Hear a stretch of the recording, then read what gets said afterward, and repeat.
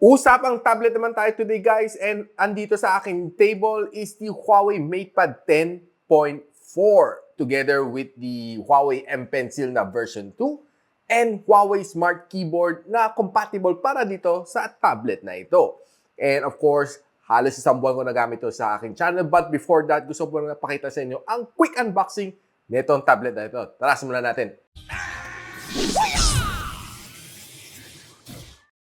So hi guys, ako pala si Richmond ng Gadget, Sidekick, and welcome back to my channel. So simulan muna natin dito sa Huawei M Pencil na package. And this is a more improved version 2.0 na siya. So pagbukas kita natin, bubungan is something like this. And sinasabi niya, kailangan mo i-pair using the cable, the charging dock that's included inside. So andito na ang charging dock. So, ganito itsura ng charging dock. Meron siya mga spare na pen tips, user guide and warranty card, at ang Huawei M Pencil itself. Kita natin, it's almost the same dun sa first version. Looks nice, slick, and masarap siyang hawakan. And pagkabit sa charging dock, ganito lang siya kasimple. Okay? So, yeah. Ay, i-shake mo, hindi siya malalaglag. Kasi ang lakas ng magnet nito. So, moving along, bubuksan naman natin itong Huawei Smart Keyboard na para dito sa tablet na ito. Sa loob, andito ang case itself na nakabalot pa. And of course, may documentation. Sa loob, ang kakapal ng mga documentation plus warranty card para sa keyboard lang. So tara, buksan natin. Shoot! Premium ah. Pagbukas ng case, kita natin may mga tips. Andito ang Type-C port ng charging dock plus ang on-off switch niya. Andito ang charging net button. So tara, ito na. I'm sure excited kayo na buksan tong Huawei Matepad 10.4. Ang tablet, some other things inside, SIM ejector pin, charging cable, at 22.5 watts na charging brick. May Huawei Supercharge. So pasyalin ko muna kayo dito sa tablet na ito, sa likod ang kanyang rear camera. Sa ilalim meron siya dalawang speaker plus Type-C port. Sa kabilang side, ang kanyang volume rocker. Sa ibabaw, meron siyang power button plus dalawa pang loudspeaker, making it 4 na speakers. Sa kabilang side, ang kanyang SIM tray. Pagbukas mo, isang nano SIM plus isang micro SD card ang kanyang support. So, ganito ka-vibrant itong Huawei Matepad 10.4. So, ito ang kanyang home screen. Very bright, very vibrant. Now, itong tablet is being powered by the Huawei Kirin 710A na chipset plus Mali G51 na GPU. Meron siyang 4 GB of RAM and 128 GB of storage. And currently, it's being priced at 18,999. At sa mga first few buyers, nakakuha sila na free na M Pen plus free na smart cover keyboard. Grabe, sobrang sulit sa mga first few buyers. Ito ang score na binigay sa kanya ng Antutu benchmark, 180,000 points. Breaking down the score, ito makikita mo. Now, one thing that I love about this one is ang laki ng kanyang screen. 10.4-inch 2K display, IPS LCD, and grabe, ang bright ng kanyang screen. Sarap manood ng videos dito, mag-check ng social media, plus sometimes you can do some occasional gaming as well.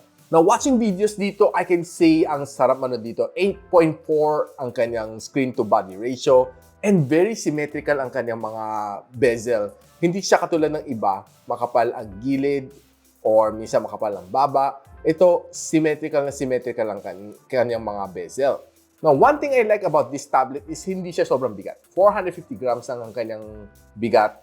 And it has a very massive battery. 7,250 ang kanyang battery size, and it can charge as fast as 22.5 watts. So, chinarge ko naman itong tablet na ito, and inabot ako roughly kulang-kulang magta-3 oras. Siyempre, ang laki ng kanyang battery, plus, hindi naman super-duper bilis ang 22.5.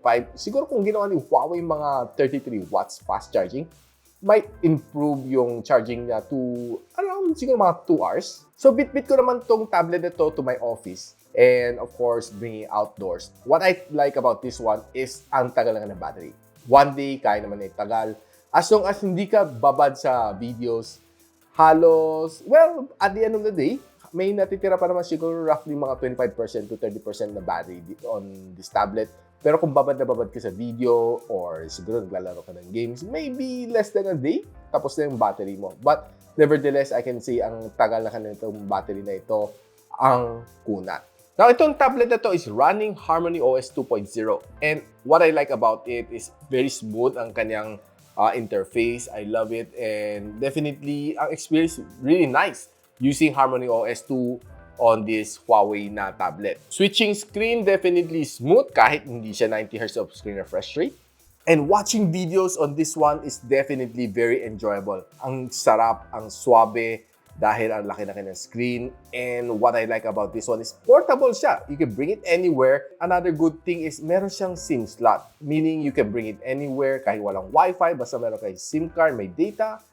Makakanood kayo at makakalaro kayo ng iyong favorite games and watching your favorite Korean novela on the go. And chinek din natin ang kanyang wideband security level. Level 1, guys. Level 1, meaning pwede kayo manood ng mga favorite HD nyo na videos dito sa Netflix on this tablet. Wow na wow. And speaking of watching videos here, meron siyang quad speaker. And sabi ni Huawei, it's one of the best tune na tablet na meron nila, itong Huawei Matepad 10.4. So gusto natin patugtugin, pakinggan natin kung yung 4 speakers niya, okay ba? Balance ang bakang ng sounds? Malakas nga ba? Tara, simulan natin. This shit high, boy. Shawty catch a vibe, yeah, I had to put her on. Bought a two-seater, yeah, we heading for the sun. Shawty got my high, I ain't tripping for the fun. Yeah, I won't start, I ain't tripping on stun. Oh, living lively. Everybody tryna ride my wave, they can ride me. Pull up in a foreign to the curb, looking icy. I ain't never stressed about a fit, I'm on hype. Okay, I'm very convinced na ang sounds dito is definitely very loud. Ang lakas, ang sarap manood ng video dito, masarap mag-sound trip. And, well, listening to songs on Spotify, tinry ko din naman, ang lakas niya. Especially if you want to have better sounds, connect mo sa Huawei Soundjoy, you'll even have better sounds for that. Grabe, sobrang smooth. I love it and definitely, you should try it out. Browsing on my favorite social media like Facebook, TikTok, Instagram, and of course, Twitter, ang smooth dahil, well, ang laki na siya ng screen. Even though na hindi 90Hz ka na screen refresh rate, I'm still okay with it dahil okay naman ka na display dito sa tablet na ito. Playing some quick games like the Asphalt 9 dito, I can say okay siya, magandang graphics, I have no problem with it. And, well, you might want to tune it down a little bit kasi hindi talaga pang gaming tong tablet na ito. But if you want to play some light games, okay, kaya naman niya. Mobile Legends, Asphalt 9, no problem. Now, itong tablet ito has 2 cameras, 13MP sa likod and 8MP sa harap. And I can say na taking pictures on this tablet is not the best quality that I've seen in any tablet. But I can say na when you're using it for Zoom class, for Viber video chat, okay naman siya.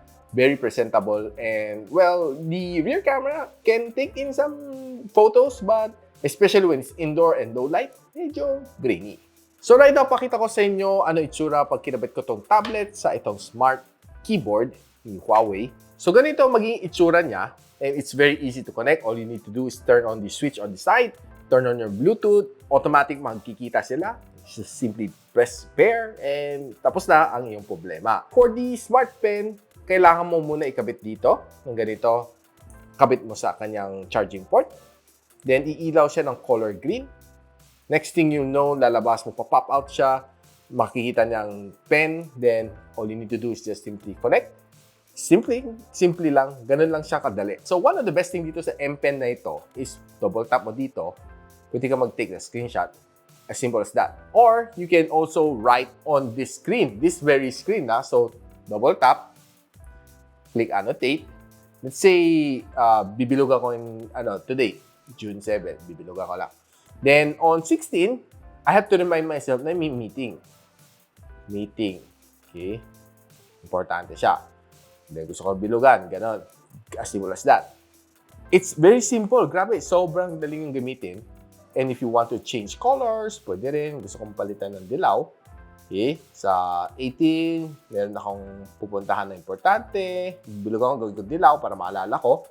Then, gusto kong gawin pula sa 25. Pwede. Now, you can also do other things like highlight mo to, ganon.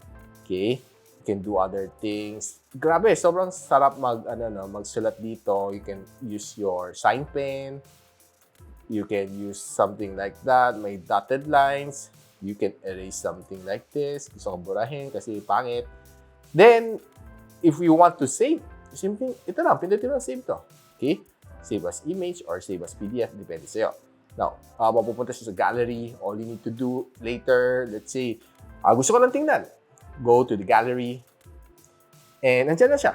Okay? So, kung anong note ang ginather mo kanina sa calendar, minarka mo, you're able to see it very, very clear.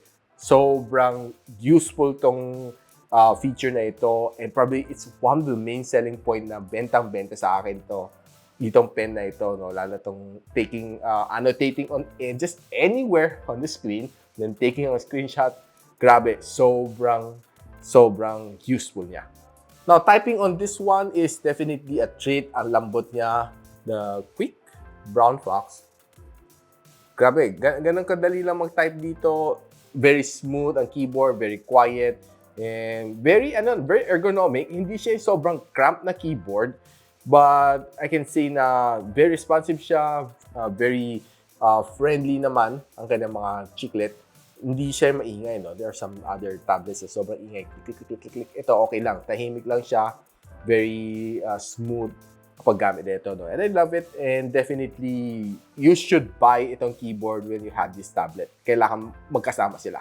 Now, one of the things na I was wondering kung paano ko ilalagay ito, kasi dito walang magnet. Sa Matepad na 11.0, ito nandidikit lang dito. But this time around, ibang structure niya. So pag sara mo na itong tablet na ito, all you need to do is put it here. Ganito lang, nakadikit siya, magnet din. But of course, just be careful kasi kunting sundot lang, laglag na siya. Now guys, what are the top 3 things na gustong-gusto ko dito sa tablet na ito, the Huawei 10.4, that will encourage me to buy this tablet at marerecommend ako sa inyo? First is magaan siya. 450 grams lang siya. Ang thickness niya is just 7.35 mm. Grabe, sobrang portable niya. And another one of what I like about this one is okay na kanyang screen. Symmetrical siya. And 84% ang kanyang screen-to-body ratio, giving you the best view possible dito without the punch hole kasi nandito yung camera niya sa taibabaw. And the 13 na gustong-gusto ko rin dito sa tablet na ito is ang kanyang battery size. 7,250, ang laki, very makunat. Makunat ang kanyang battery, which can last me throughout the day without charging. And of course, special mention, meron siyang SIM card slot which can accommodate data on the go. Which sa ganitong presyo, sa ibang brand, di mo makikita na may SIM slot. And guys, share ko na sa inyo the things that I love about this tablet. After 1 month of usage, I'm really happy and really contented with this tablet. Grabe, bit-bit ko siya every day, outdoors, indoors, going to the office, going for meetings, bit-bit ko siya. It's very, very useful. Lalo na yung kanyang annotate anywhere on the screen is probably the best feature na meron dito sa tablet na ito. And guys, this tablet can be bought for $18,999. I'll be posting everything on the description box below. I'm pretty sure na magugustuhan nito tablet na ito, lalo na inyong anak. It's perfect for online schooling, perfect for meeting, perfect on the go. And guys, kung nagustuhan itong video na ito, I still have a lot of other videos similar to this one. Just check it on my outro or just scroll through my videos. I'm sure makakahanap ka ng ibang videos na gusto nyo panoorin sa akin. And if you like this video, don't forget to like, subscribe, and of course, click na yung bell icon para hindi mo ma-miss ang future videos dito sa aking channel. And so, ako Malas Richmond and you're watching Gadget Sidekick. What's up?